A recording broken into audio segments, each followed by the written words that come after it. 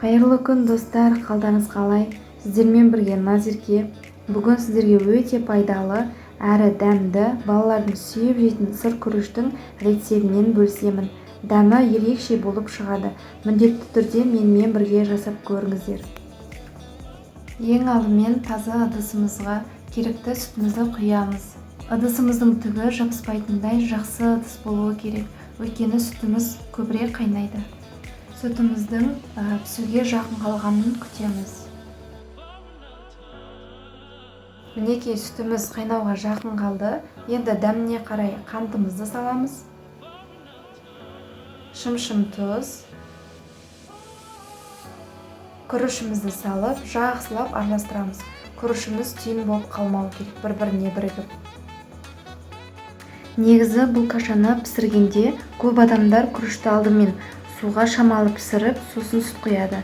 Бірақ мен әрдайым пісіргенде тек сүттің өзіне салып пісіремін. Сонда дәмі ерекше болып шығады.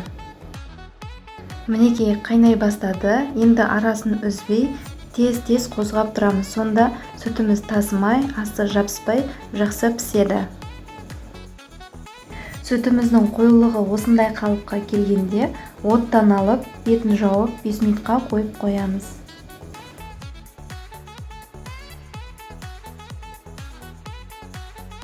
Міне кашамыз дайын болды. Енді тарелкеге салып, қою сұйықтығын қалай болғанын көрсетемін.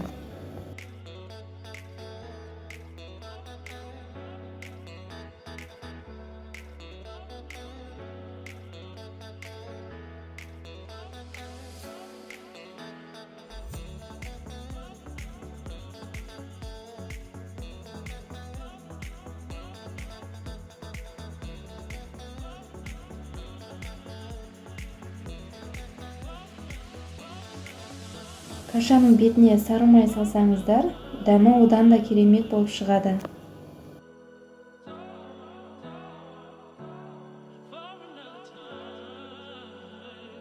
Мінекей ас болсын, келесі видеода кездескенше сау болыңыздар.